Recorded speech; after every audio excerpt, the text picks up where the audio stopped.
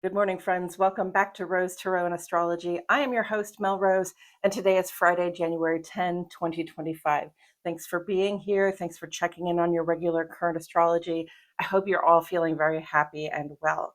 The sun is in Capricorn today, and the moon is in Gemini. But before we get into that, please take a moment to like the video, subscribe to my channel, and leave a comment down below. Say hello to me, and when I see it, I will say hello back to you. Okay, so the sun is in Capricorn, and so is Mercury. They are traveling there together. You know, Mercury never really gets so far away from the sun. It just completed a retrograde, so now it's going to do this thing where it sort of jogs to catch up with the sun, moving forward toward what the sun's goals are. And that's really cool at this time of year because Capricorn is all about the goals. It's all about the work that we are willing to do to achieve the greater goals that we have in our lives. So right now we are feeling the weight of responsibility and that sense of momentum to go after those bigger, grander things that we desire for ourselves, and especially where it comes to our sense of personal security in the world,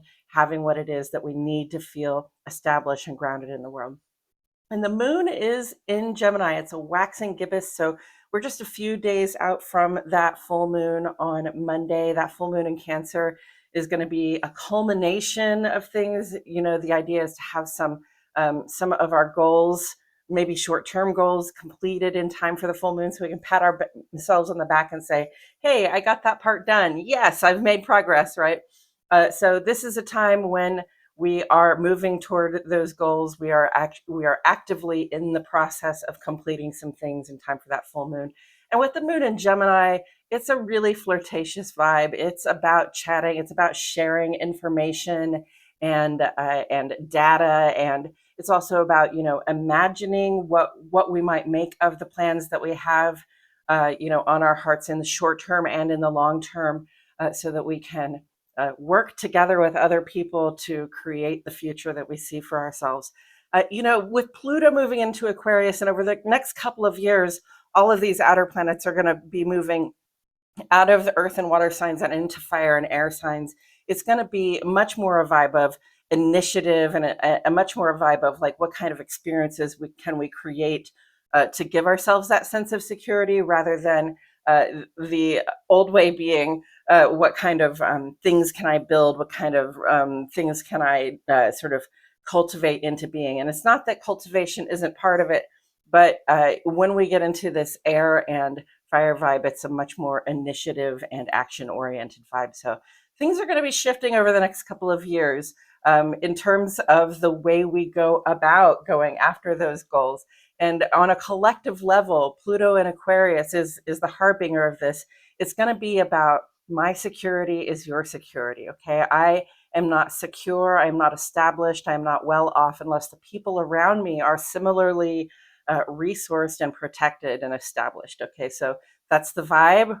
Get with it or get left behind. Because if you resist this sort of community impulse, this sort of impulse for everybody to seek collective uplift, you're not gonna make it through the year very well. So go with it. When you get an opportunity to collaborate with other people, when you get an opportunity to seek the collective betterment and uplift and more security for more people, go for it. Okay, so that's where we're at today. And then I want to let you know that tomorrow, Saturday, the North Node is moving into Pisces. Now, the North Node changes signs. It wobbles back and forth a lot, and it's not a planet. It's not. It's not a moon. It's not a sun. It is a point in space that sort of indicates where our spatial north is in relationship to our own planet. So, the planet turns on its own axis. It goes around the sun. We've got the moon going around us. We're watching other planets go around the sun from where we are. But this is really about where our true north is and where our collective, symbolically, where our collective trajectory is. So the past year and a half, it's been in Aries, and it's really it's really been a time where people are fighting for what they believe in, fighting for, what their sense of purpose says it's time to fight for, right? There has been a lot of sort of really explosive news. There's been a lot of combative news. Aries is the warrior. Aries is about combat. It's about making progress kind of at any cost, right? And so we've been doing a lot of that over the past couple of years.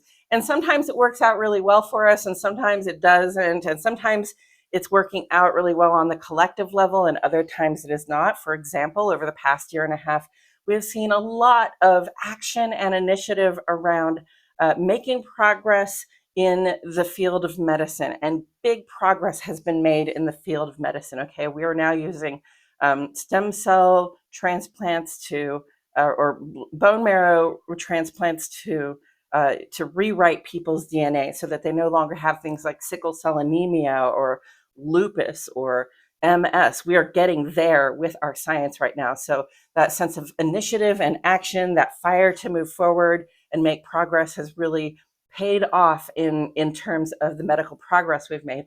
However, there are other kind of progress that say warlike people want to make in the world, and the progress they've been trying to make has been very destructive. So there's a positive side to having that fiery initiative on your side, and there's a negative side. There's a positive side to having that as our cultural trajectory, our collective trajectory, and then there's a negative side to it. And now it's moving over into Pisces. So where all the other planets go through the zodiac in order, Aries, then Taurus, then Gemini, then Cancer, like all the way through all the time. The North Node and South Node, they move backward through through that same skyscape. So it's been in Aries for a year and a half now. It's moving backward into to Pisces, and that gives us a new cultural trajectory that we're going to start taking on. We're going to start seeing. Okay, and Pisces on the positive side is really about learning to practice unconditional love and acceptance, learning to practice forgiveness, learning to have faith in ourselves and others, okay? Learning to have faith in the reality of our universal connection to one another, learning to have compassion for one another and let go of things that maybe it isn't serving us to hold on to, or let go of fights that it's not serving us to keep fighting, okay? So that's very positive. The flip side of that can be with the cultural trajectory, the North Node being in Pisces. The flip side of that really can be a sense of confusion and a sense of things dissolving and not really knowing what to do with it.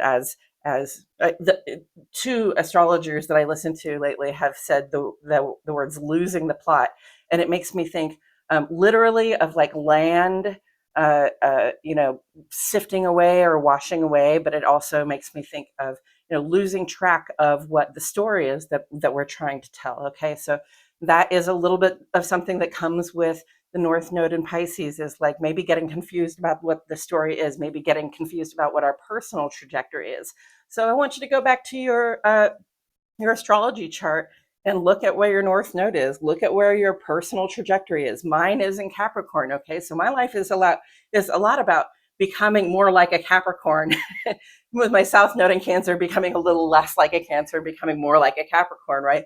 So I've got to keep my eyes on that prize. I've got to keep my focus on what my personal trajectory is, understanding that the collective trajectory right now is toward dissolving boundaries and barriers, dissolving things that are rigid and overly structured, and maybe sort of dissolving some of our rigid thinking about the way things are because of the way they used to be. So that is the North Node in Pisces.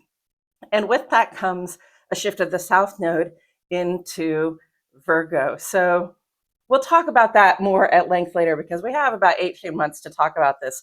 But I just want to say, if the North Node is where we're going, if the North Node is what we are hungry to get to, then the South Node is what's going out the back. Okay, it's the part that we are letting go. It's the part that when it leaves us, we're supposed to forget about it and leave it behind, right? Flush, let it go, right? And the South Node for the next 18 months is going to be in Virgo. So South Node in Virgo, this is, Virgo is about the way we can be very particular about things, the way we want to sort things out and get everything straightened out and put everything in its place. So it's very tidy and it's very easy to access and easy to create with, right? And Virgo is a healing impulse. And it can, I think it kind of also indicates a little bit of a people pleasing attitude that a lot of us fall into for whatever reasons in our lives. Okay, so I think we're going to put some people pleasing behind us. I think we're going to have to put some being very particular about certain things behind us. We're going to have to notice where it is that we're holding on too tight to the control of something, and how much better things can go for us if we can just let it go, and maybe not forget about it, but forget about trying to control it, right? I always think of a cat when I think about forgetting about trying to control something, right? You know, we can set the parameters for where the cat lives, and we could try to cat proof it to the best of our ability. But the truth of the matter is, you're not going to be in control of a cat. You can keep an eye on it. You can try to keep it safe, you know, but you're not gonna force it to do what it doesn't want to do. You're not going to force it to lay there if it's ready to play, and you're not going to force it to eat if its belly is full. So you know, that's the same thing with the South Node. You know, there are going to be things that we are used to being able to control, or used to trying to control, at least, even if it's not really working for us. We're going to notice that it's not going to work, and hopefully we're going to find ways to just let go of things that we can no longer manage. Okay. All right, friends, I think that's all I have for you today. Thank you so much for joining me. Coming up on Monday, we have a full moon in Cancer, and I will be here with you on Monday to talk about that. All right, friends, I'll see you in the next one.